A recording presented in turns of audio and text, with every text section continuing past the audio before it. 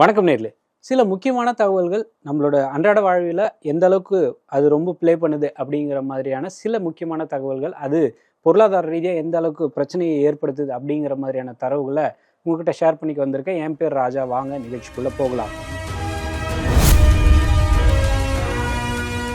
இப்போ நம்ம ஜூலை மாதத்தில் இருக்கோம். இந்த நேரத்துக்கெல்லாம் ஓரளவுக்கு பெருசாக ஒரு மழை பெஞ்சு ஓரளவுக்கு அந்த சம்மருடைய எஃபெக்ட் முடிஞ்சு ஓரளவுக்கு மழை காலத்துக்குள்ளார நம்ம ஸ்டார்ட் பண்றோம் அப்படிங்கிற ஒரு ஃபீல் இத்தனை வருஷமா கொடுத்துட்டு இருந்த நிலைமையில இந்த வருஷம் சம்மர் முடிஞ்சாலுமே பெரும்பாலான நகரங்கள் சம்மர் முடிஞ்ச பிறகும் அந்த அனல் குறையவே இல்லை அப்படிங்கிற மாதிரியான ஒரு பெரிய தாக்கம் இருக்கு. அது என்ன, இந்தியாவில் அது என்ன மாதிரியான பிரச்சனைகளை ஏற்படுத்த போகுது அப்படிங்கிற சம்பந்தமான டீட்டெயில்ஸ் பார்க்கலாம் வாங்க. இந்திய வானிலை ஆய்வு மையம் ஒரு அதிர்ச்சிகரமான ஒரு புள்ளி விவரத்தை வெளியிட்டிருக்காங்க. 2026 ஜூன் மாசம் தான் ஒஸ்டான காஞ்சி போன ஒரு ஜூன் மாதம் அப்படிங்கிற மாதிரியான ஒரு புள்ளி விவரத்தை நம்ம சொல்லலை, அதிகாரப்பூர்வ தரவுகளே சொல்லுது. வழக்கமாக ஜூன் மாதத்துடைய சராசரி அந்த ஒரு மாதம் ஃபுல்லாக இந்தியா ஃபுல்லாக பெய்ய வேண்டிய மழை ஆவரேஜாக 16 சென்டிமீட்டர் பெய்யணும். ஆனால் இது வரைக்கும் இந்த வருஷத்தில் ஜூன் மாதத்தில் வெறும் 9 சென்டிமீட்டர் தான் ஆவரேஜாக பெஞ்சிருக்கு அப்படின்னு சொல்கிறாங்க. 5வது இடம் சொல்லியிருந்தோம் இல்லையா, அது மாதிரி இதுக்கு முன்னாடி 1905, 1926, 2009, 2014 இந்த 4 வருஷங்கள்லையும் ஜூன் மாதத்தில் பெருசாக மழை பெய்யலை.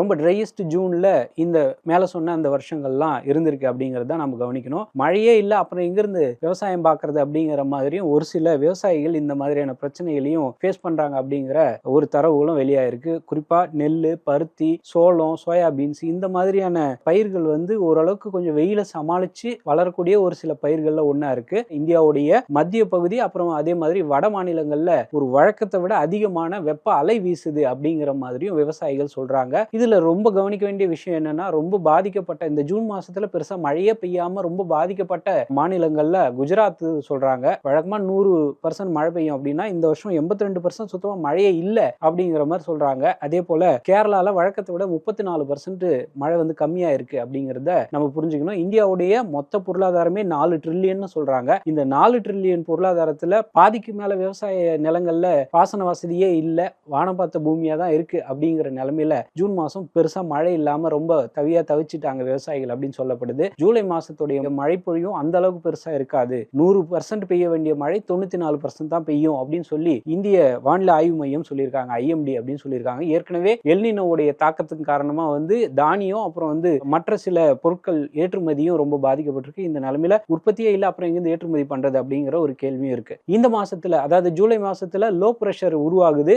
இதனால கடலை ஒட்டி இருக்கிற பகுதிகளில் ஓரளவுக்கு நல்ல மழை பெய்யும், ஓரளவுக்கு நிலைமை சமாளிக்க முடியும் அப்படிங்கிற மாதிரியும் வானிலை ஆய்வு மையம் சொல்லியிருக்காங்க. இப்படி இந்த லோ பிரஷர் உருவாகிற பட்சத்தில் மத்திய பகுதி இந்தியாவுடைய சென்ட்ரல் பார்ட் அப்புறம் மேற்கு பகுதிகளில் அப்புறம் வட இந்தியாவில் மழை பரவலா கொஞ்சம் கொஞ்சமா ஸ்டார்ட் ஆகும் அப்படின்னு சொல்றாங்க. பட் ஜூன் மாசத்துல பெருசா மழை இல்லை அப்படிங்கிறதா இந்த செய்தி சொல்ற ஒரு முக்கியமான தகவலா இருக்கு. மழை சம்பந்தமான ஒரு தகவல், முக்கியமான தகவலை பார்த்தோம். அதுக்கு அடுத்தபடியா இந்தியாவில் போலி மருந்துகளை கட்டுப்படுத்துறதுக்கு மத்திய அரசாங்கம் ஒரு புதுசா ஒரு நடவடிக்கை எடுத்திருக்கிறாங்க. அது உண்மையிலே பலன் அளிக்குமா அப்படிங்கிறத பார்க்கலாம். அது என்ன டீடைல்ஸ் அப்படிங்கிறத சொல்றேன் வாங்க. இந்தியாவில் போலி மருந்துகளுக்கு ஒரு புது ஃபார்முலாவோட ஒரு மருந்து வருது அப்படின்னா அதை ஈஸியா டூப்ளிகேட் அடிக்கிறதுக்கு, அதை காப்பி அடிக்கிறதுக்கு ஒரு பெரிய கூட்டமே காத்திருக்கு அப்படிங்கிற நிலைமையில இந்த போலி மருந்துகள் சில நேரங்கள்ல குழந்தைகளோட உயிரையே பறிக்கிற அபாயம் இருக்கு அப்படிங்கிறதுனால அதை கம்ப்ளீட்டா அதுல எந்த வித சமரசமும் இருக்கக்கூடாது அப்படிங்கிறதுனால சென்ட்ரல் கவர்மெண்ட் இப்படி ஒரு தகவலை கொண்டு வந்திருக்காங்க. அது என்ன அப்படின்னா, போலி மருந்துகளையே கம்ப்ளீட்டா காலி பண்ணணும் அப்படின்னா அந்த மருந்து உண்மையிலேயே இது யார் தயாரிச்சாங்க, எந்த பேட்ச், அப்புறம்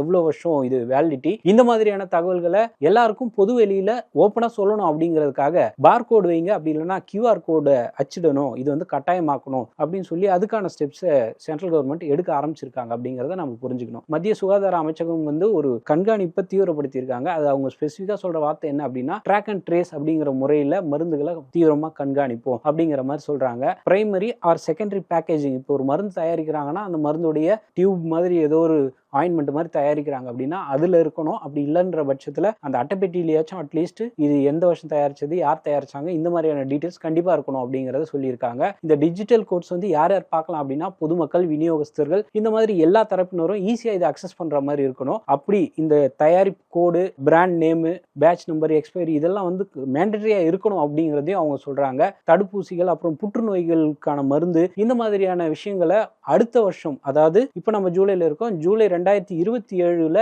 முதல் கட்டமா இதை பண்ணணும். அது மட்டும் இல்லாம இதுக்கு முன்னாடி டாப் 300 மருந்துகளுக்கு மட்டும் இந்த QR கோடு கட்டாயமா இருந்துச்சு. இனி வரும் காலங்கள்ல எல்லா மருந்துகளுக்கும் இது சம்பந்தமான ஒரு QR கோடோ இல்ல பார் கோடோ கட்டாயம் வைக்கணும் அப்படிங்கிறதுக்கு மத்திய அரசாங்கம் ஒரு தீவிரமான முயற்சி முன்னெடுத்திருக்காங்க. உண்மையில இது பாராட்ட வேண்டிய ஒரு விஷயம் தான். ஸ்பெசிஃபிக்கா அவங்க சொல்றது வந்து ஆன்டி மைக்ரோபியல் ரெசிஸ்டன்ஸை தடுக்கணும் அப்படிங்கிறதும் இந்த திட்டத்தோடைய நோக்கம் அப்படின்னு சொல்றாங்க. அடுத்த கட்டமா வந்து ஜிஎஸ்டி. இந்த ஜிஎஸ்டி ஆரம்பிச்சு 10 வருஷம் ஆக போகுது அப்படிங்கிறதுனால இந்த 10 வருஷத்துல இந்த ஜிஎஸ்டி என்னென்ன பண்ணியிருக்கு, இப்ப தமிழ்நாட்டுடைய நிலவரம் என்ன அப்படிங்கிற சம்பந்தமான ஒரு புள்ளி விவரம் கிடைச்சிருக்கு. அது என்ன அப்படின்னு பார்க்கலாம். 2017 ஜூலை மாசத்துல இந்த ஜிஎஸ்டி அமலுக்கு வந்தது. டாக்ஸ் கேஸ்கேடிங் அப்படின்னு சொல்லுவாங்க. ஒரு வரி போட்டுட்டு அந்த வரிக்கு இன்னொரு வரி, இந்த மாதிரி கேஸ்கேடிங்கான வரிகளை குறைக்கணும் அப்படிங்கிறது தான் இந்த ஜிஎஸ்டியோட நோக்கமா இருந்துச்சு. ஏற்கனவே முன்னாடி பயன்பாட்டுல வேற வேற பேர்கள்ல வரிகள் இருந்தது. குறிப்பா central excise duty, service tax, VAT, CST, entry tax, luxury tax, இந்த மாதிரி வேற வேற பேர்கள்ல இருந்துச்சு. ஜிஎஸ்டி வந்ததுக்கு அப்புறமா பொதுவா ஒரு நாடு ஃபுல்லா ஒரே மாதிரியான டாக்ஸ் தான். இந்த டாக்ஸ் தான் ஜிஎஸ்டி அப்படிங்கிறாங்க.